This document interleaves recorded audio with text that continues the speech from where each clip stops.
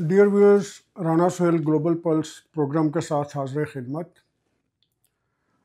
आज की पाकिस्तान के हवाले से जो डेवलपमेंट्स हैं उसके अंदर पहली बात तो ये कि वो जलसा जो था जिसके लिए जनाब बड़ी तगोदो की गई, बड़ी पटिशन्स की गई, कमिश्नर के ऑर्डर चैलेंज किए गए, इजाज़त दें ना दें, मिल गई इजाज़त, फिर बाद में जलसा जो है मुलतवी कर दिया गया, पोस्टपोन कर दिया गया एक अगली तारीख तक के लिए। इसकी क्या वजूहात हैं और क्या वजूहात बताई जाती हैं, दरअसल वजह क्या है। दूसरा ये जो आईएसआई के अंदर एक और आईएसआई यानी कि एक एजेंसी के अंदर एक और एजेंसी काम कर रही थी, फैज़ अमीर साहब की अपनी आईएसआई के अंदर यानी कि आईएफआई काम कर रही थी। तो उस हवाले से बात करनी है कि ये कैसे ट्रेस हुई। और तीसरी बात ये करनी है कि खान साहब ने कहा है कि जनाब फैज़ हमीद का ट्रायल जो है जी ओपन ट्रायल होना चाहिए, कोर्ट मार्शल ओपन ट्रायल होना चाहिए, खान साहब ने कहा है। इन मौज़ों पर बात करेंगे और जो सबसे अहम मौजू है इसको मैं आखिर में डिस्कस करूँगा, जो जस्टिस काजी फ़ायज़ ईसा का फ़ैसला आया है।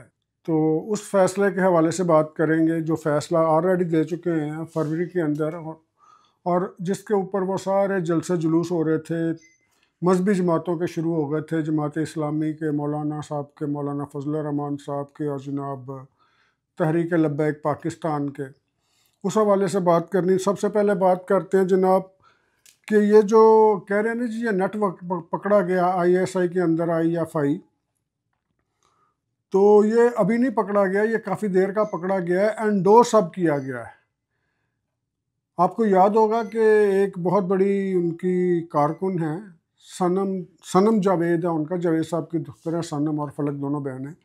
तो बहुत ज़्यादा एक्टिव है ये उसके अंदर, मुस्लिम लीग को वो जो कुछ भी बुरा भला कहने के हवाले से बड़ी इनकी पहचान है, और पीटीआई की बड़ी कारकुन है, ये बड़ी वर्कर है। तो इनको जो मिली है ना जी बेल, और बेल के बाद उसमें जो कंडीशन है, अनरिटन कंडीशन, इनके अंदर ये काफ़ी कुछ कमिटमेंट्स दे के आई हैं और काफ़ी कुछ मटेरियल दे के आई हैं, कहाँ कहाँ से किस किस तरह से कौन ऑपरेट कर रहा है पीटीआई को। तो वहाँ से बातें मिली हैं। बाकी कोई इनके जो थे अफजाल जंजुआ या कुछ नाम था वो, लेकिन सबसे बड़ी लीड जो दी हैं जैसा आप जानते हैं रऊफ़ हसन साहब ने दी हैं। तो रऊफ़ हसन साहब से मिलने वाली लीड्स को बाद में वो लीड्स जो बाद में वेरीफाई की हैं जनरल फैज़ हमीद साहब ने, यानी कि उनके बयानात और रऊफ़ के बयानात और वो जो चीज़ें बता रहे हैं, या खैर उनसे पूछ गिछ का तरीक़ाकार अलग है। जो फैज़ हमीद साहब हैं वो अपनी तरफ पर करती है, स्पेशल इन्वेस्टिगेशन ब्यूरो जो है या स्पेशल इन्वेस्टिगेशन ब्रांच जो है SIB, वो अपने तौर पे करती है। और वो जिस तरह से करती है ये वही लोग जानते हैं जो करते हैं या जिनकी इंटरोगेशन वहाँ पर होती है। अल्लाह की पनाह बहरहाल। तो ये अभी की बात नहीं है, ये बहुत देर पहले से ये ब्रेक हो चुका है नेटवर्क। अब आइए जनाब अली, जो खान साहब कह रहे हैं कि जनाब इनका ओपन ट्रायल किया जाए फैज़ हमीद का। बंदा पूछे खान साहब से कि खान साहब आप किस अथॉरिटी के तहत कह रहे हैं कि इनका ओपन ट्रायल किया जाए। है ना बात, अगर मैं कह दूं कि इनको जनाब इनका किया जाए, ओपन ट्रायल किया जाए, उसका ये ट्रायल किया जाए, भी मैं कौन हूँ। खान साहब तो पहले अपना स्टेटस वहाँ पर क्वालिफाई करें ना कि मैं जनाब मेरा ये स्टेटस है, इस स्टेटस के तहत कह रहा हूँ। अगर आम पाकिस्तानी के तौर पर कह रहे हैं तो आम पाकिस्तानी के तौर पर नहीं कह सकते, साबिक प्राइम मिनिस्टर के तौर पर कह रहे हैं तो साबिक प्राइम मिनिस्टर के तौर पर वो नहीं कह सकते, क्योंकि उनका एक अपना प्रोसीजर है, अपना उन्होंने करना है कोर्ट मार्शल, अपनी हद तक उनका ये ओपन ट्रायल होता है। लेकिन जो फौज है और हम सिविलियंस हैं, हम दोनों के दरमियान एक पर्दा है, वो पर्दा वो आपकी मर्जी से नहीं हटा सकते, वो पर्दा वो अपनी मर्जी से शायद हटा लें, लेकिन वो कभी ऐसा नहीं हुआ कि हटाया गया हो, क्योंकि उनका आर्मी का एक अपना प्रोसीजर है, उसके तहत वो कोर्ट मार्शल है, उसकी प्रोसीडिंग्स हो रही हैं। या तो खान साहब उसके अंदर कहें कि मैं शरीक मुलजम हूँ, मेरा भी ओपन ट्रायल किया जाए और इनका भी ओपन ट्रायल किया जाए, या तो ये माने ना, फिर तो हम माने जी खान साहब कह रहे हैं कि मैं इसमें मुलजिम हूँ, मैं शरीक हूँ, मैं शरीक जुर्म हूँ, हम दोनों का ओपन ट्रायल किया जाए। लेकिन उन्होंने तो फैज़ हमीद से शुरू में कहा जी ना फौज जाने उनका काम जाने, हमारा इससे क्या ताल्लुक। तो फैज़ हमीद साहब से तो उन्होंने ताल्लुक़ पहले दिन तोड़ दिया था। फिर दूसरे दिन किसी ने समझाया कि ताल्लुक़ ना तोड़ें, तो फिर उन्होंने कहा नहीं नहीं नहीं, फैज़ हमीद तो हमारा असासा है, फैज़ हमीद हमारा असासा थे, नहीं कहा असासा हैं और थे में फिर लड़ाई पड़ गई। नहीं उन्होंने थे कहा, नहीं उन्होंने हैं कहा, उन्होंने ये कहा था असासा हैं, नहीं दूसरा आके कहता नहीं उन्होंने ये कहा था असासा थे। तो जो भी अंदर से मैसेज लेके आता है या जो जिससे बात होती है, उस बात के अंदर कोई ना कोई ऐसी चीज़ रख ली जाती है जो कि लोगों को कंफ्यूज करके या कंफ्यूज रखे। तो खान साहब ने ओपन ट्रायल की ये डिमांड की है जी। अब ओपन ट्रायल कौन करेगा, कैसे करेगा, कब होगा, ये वो जाने जिनका ये काम है या जिन्होंने कोर्ट मार्शल ऑर्डर किया है, या कोर्ट मार्शल जो बैठी है टीम या जूरी बैठेगी वो जानती है कि हमने क्या करना है। ये कोई सिविल अदालत नहीं है, सुप्रीम कोर्ट नहीं है, हाई कोर्ट नहीं जो कहेगी जी ओपन ट्रायल किया जाए। वहाँ से भी बड़े बड़े ओपन ट्रायल के अंदर चेहरे नंगे हो गए, तो खुदा का नाम है ये ना ही करवाएं तो बेहतर है। अच्छा जी, फौज ने ये इतना सवेयर एक्शन क्यों लिया फैज़ हमीद के खिलाफ या PTI के ख़िलाफ़, इतना सवेयर एक्शन क्यों लिया? तो मैं मुकम्मल बात तो नहीं कर सकता, ना मैं बता सकता हूँ और ना ही करनी चाहिए, लेकिन मैं सिर्फ इतनी बात बताऊँगा कि ये तोड़ फोड़ पहले भी होती रही मुल्क के अंदर। IMF को लेटर लिखे गए, वो ये किया गया, वो किया गया, सब चीज़ें सबको पता हैं, लोगों को भी पता है। साइफ़र लहराया गया, साइफ़र से इनकार किया गया, ये सब चीज़ें लोगों को पता है। लेकिन ऐसा क्या हुआ कि जनाब अली फ़ौज यकदम गुस्से में आ गई, जनरल आसिम मुनीर यकदम आ गया कि ना पकड़ो, छोड़ना नहीं, अब छोड़ना नहीं। तो सर कुछ चीज़ें ऐसी हैं जो वो वेरीफाई हुई हैं, रऊफ़ हसन साहब से भी वेरीफाई हुई हैं, फैज़ हमीद साहब से भी वेरीफाई हुई हैं। और ये मैं पहले बता दूं आपको कि इसके अंदर ना तो कोई सोर्स है ना कुछ और है, इसके अंदर सिर्फ ये है कि वो एक अप्रोच है लोगों की, जो लोग ये समझ रहे हैं कि ये चीज़ हो सकती है।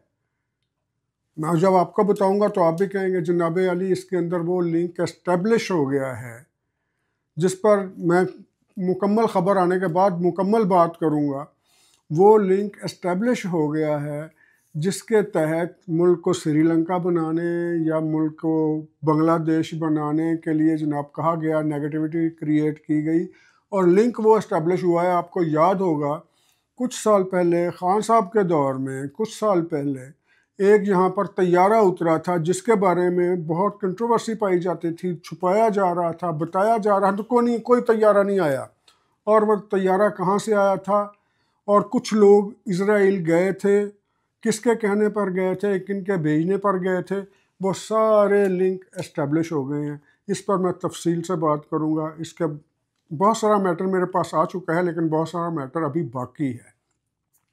तो जनाब अली जो सही है खान साहब की पकड़ उसके अंदर हुई है कि खान साहब के वो लिंक एस्टेब्लिश हो गए हैं जो कि ना जिसको पाकिस्तान की स्टेट हम मानते नहीं। इन्होंने एंटी स्टेट जाकर उनसे ताल्लुकात बहाल करने की कोशिश की, ना सिर्फ बहाल करने की कोशिश की बल्कि बड़े बड़े ऐसे काम किए जिसके अंदर उस मुल्क को खुश किया जाए जिस मुल्क के साथ पाकिस्तान के हालात ठीक नहीं। तो ये इसमें एक वजह बताई जाती है। मैं दोबारा कह रहा हूँ, एक वजह बताई जाती है। बाकी आप समझदार हैं कि बताई जाती है, दिखाई जाती है या बता दी गई है या जो कुछ भी है वो जाने या उनके इंक्वायरी कमीशन जाने। अगली बात सुनिए जनाब, ये जलसा मुलतवी क्यों हुआ? ये जलसा इसलिए मुलतवी हुआ, उसमें बाकी भी वजूहात हैं। लोग गए, इसमें कोई शक नहीं कि लोग नहीं गए, लोग गए, लोगों ने जाना भी था, लोगों की रिजेंटमेंट है, जिनके लीडर हैं खान साहब वो हैं। लेकिन मसला क्या है कि यहाँ पर फरवरी के अंदर एक फ़ैसला हुआ था, जस्टिस यहाँ सुप्रीम कोर्ट ने कहा जी, सुप्रीम कोर्ट ने फ़ैसला दिया था, वो कोई बेल मैटर था। तो बेल मैटर के अंदर कुछ इस तरह के एक दो पैराग्राफ थे जिसके अंदर उन्होंने जो हमारे मजहबी हल्के हैं उनको नहीं पसंद आए। तो आप कहेंगे मैं इतना मुहतात होकर बात क्यों कर रहा हूँ? मैं इसलिए मुहतात होकर बात कर रहा हूँ, पाकिस्तान के अंदर ये लॉ एनफोर्स्ड है कि नहीं है, लेकिन कनाडा में है। हम किसी भी रिलीजन के बारे में, किसी भी सेक्ट के बारे में, किसी बंदे के फेथ के बारे में, किसी बंदे के कलर के बारे में, रेस के बारे में कोई इस तरह की मुतनाज़ा बात नहीं कर सकते। तो इसलिए मैं कह रहा हूँ कि पाकिस्तान की अदालत ने जो एक फ़ैसला दिया था और वहाँ के मजहबी हलकों को उस फैसले के कुछ पैराग्राफ पर ऑब्जेक्शन था, तो अदालत लगी, सुबह से लेकर शाम तक अदालत लगी। एक पटिशन फेडरल गवर्नमेंट की तरफ से गई कि जनाब ये पैराग्राफ जो हैं ये ख़त्म किए जाएं। पटिशनर गवर्नमेंट ऑफ पाकिस्तान बनी, इससे पहले वो दो खारिज हो चुकी थी। गवर्नमेंट ऑफ पाकिस्तान की जो पटिशन है उसको कोर्ट ने एक्सेप्ट किया, और वो जो पैराग्राफ थे मुतनाज़ा, दो पैराग्राफ, आप जजमेंट आएगी तो आप खुद पढ़ लें, मेरा बताना ज़रूरी नहीं है। तो दोनों पैराग्राफ या तीनों पैराग्राफ जो मुतनाज़ा थे, जिनके ऊपर हमारे मौलाना हजरात, काजी साहब, तकी उस्मानी साहब और दूसरे लोग सब आज सुप्रीम कोर्ट पहुंचे हुए थे, तो वो पैराग्राफ आज सुप्रीम कोर्ट ने हुक्म दिया है कि उन्हें हज़फ कर दिया जाए, और वो जजमेंट का हिस्सा या वो पैराग्राफ किसी जगह पर एज ए नज़ीर पेश नहीं किया जा सकते, यानी कि वो प्रेसिडेंट के तौर पर नहीं दिए जा सकते, क्योंकि वो डिलीट कर दिए गए हैं, हज़फ कर दिए गए हैं। लिहाजा दूसरे अल्फाज में मैं ये कहना चाहूँगा आपकी आसानी के लिए कि सुप्रीम कोर्ट ने जो डिसीजन दिया था उस हवाले से वो वापस ले लिया। सादा अल्फाज में वो डिसीजन वापस ले लिया।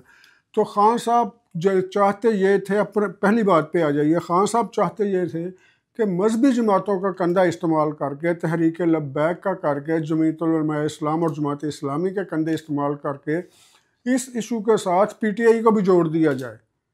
और जब पीटीआई के लोग, ज़ाहिर है पीटीआई में बहुत से लोग हैं, ऐसे जेयूआई में बहुत से लोग हैं, ये सारे ना नीला और पीला पानी इकट्ठा कर दिए जाएँ। तो इनको इन्होंने इकट्ठा करने की कोशिश की, और जब इन तक इतला पहुंचा दी गई आज़म सवाती के ज़रिए या दूसरे ज़रिए, लोग कहते हैं कि वो मैसेज गया, फ़ौज का मैसेज गया, नहीं, वो सारा कुछ ये बताया गया, खान साहब ये आपकी सुबकी होनी है और किसी ने आपको अपना कंधा इस्तेमाल नहीं करने देना। गवर्नमेंट ने ये कार्ड खेल दिया, पटिशन दे दी है कि ये फैसला वापस लिया जाए या ये पैराग्राफ में वापस लिए जाएँ। तो खान साहब उन लोगों ने तो आपको एक्सेप्ट नहीं करना, आपकी जो पब्लिक जाएगी वो अपने जलसे में शामिल नहीं होने देंगे, या अपनी रैली में उनको अपने साथ शामिल नहीं होने देंगे, आपका झंडा वहाँ नहीं उठाने देंगे पार्टी का। तो दूसरी बात ये भी थी, इससे पहले ये भी था, खान साहब को बता दिया गया था कि खान साहब अगर आपने ये रैली शैली वाला ड्रामा करना है ना, तो फिर मुहताज रहें, जितनी सहूलतें आप इंजॉय कर रहे हैं ना जेल के अंदर, वो सब ख़त्म कर दी जाएंगी, उसी तरह ख़त्म कर दी जाएंगी जिस तरह आपका नेटवर्क ख़त्म कर दिया गया है। तो खान साहब का जलसा मुलतवी करने का जो है कि जो इसको मुलतवी कर दिया गया, लोग उनके वर्कर डिसहार्ट हुए हैं क्योंकि वो बड़ी तैयारी करके गए थे और बड़ी बात है। और जलसा वैसे किसी की इनविटेशन पे नहीं होता, खान साहब के लिए या पीटीआई के दोस्तों से कह रहा हूँ, कोई ये इनवाइट नहीं भेजता आपको कि आइए तशरीफ़ लाइए और इस जलसे में शामिल हों, हमने वायलेशन करनी है दफ़ा 44 की, आइए शामिल हों। भाई वो दफ़ा 44 लगाते हैं और आप दफ़ा 44 तोड़ते हैं, वो कर्फ्यू लगाते हैं, आप कर्फ्यू तोड़ते हैं, ये होता है एहतजाज। अब अगर आप चाहते हैं कि हमें जनाब कंफर्टेबल एहतजाज की इजाज़त दी जाए या उसकी सहूलत दी जाए, तो कंफर्टेबल एहतजाज की सहूलतें मुयस्सर नहीं है। अब आपके नंबर पर मौजूदा सहूलत मुयस्सर नहीं है उस गिरफ्तारी के बाद जो कि हो चुकी है, और उसके बाद और भी हो रही हैं और अभी होंगी। तो ये मैंने आपको बताना था, ये दोनों ख़बरें, कि एक तो इनको पकड़ने का सबब, एक वो जो एक जहाज़ उतरा था पाकिस्तान की ज़मीन पर, उसके बारे में वो वेरीफाई हो गया कि क्यों उतरा था, क्या हुआ था, मकासद क्या थे, प्लान क्या थे, वो भी आहिस्ता आहिस्ता सामने आ जाएंगे। लेकिन और दूसरा ये कि ये जलसा क्यों मुलतवी किया गया, और तीसरा ये कि वो फ़ैसला वापस ले लिया गया है काजी फ़ायज़ ईसा वाला, जिसके हवाले से काजी फ़ायज़ ईसा को जनाब रोज़ाना हर बंदा, उनकी तारीफ़ें करने वाला बंदा भी उनको गालियाँ देना शुरू हो गया था। तो वो फ़ैसला या उसके वो पैराग्राफ हज़फ कर दिए गए हैं, हज़फ कर दिए गए हैं, मेरा मतलब उनके पैराग्राफ हज़फ कर दिए गए हैं, और वो किसी भी जगह प्रेसिडेंट के तौर पर पेश नहीं हो सकते। इसके साथ ही मुझे इजाज़त दीजिएगा, अपना और अपने दोस्तों का ख्याल रखिएगा, अपनी सेहत का ख्याल रखिएगा, और बाकी जो पॉलिटिकल आपके आर्गूमेंट्स होते हैं वो करते वक्त जज्बाती ना हुआ करें, पाकिस्तानी बनकर सोचें और पाकिस्तान का सोचें। इसके साथ ही इजाज़त दीजिए, अल्लाह हाफ़िज़।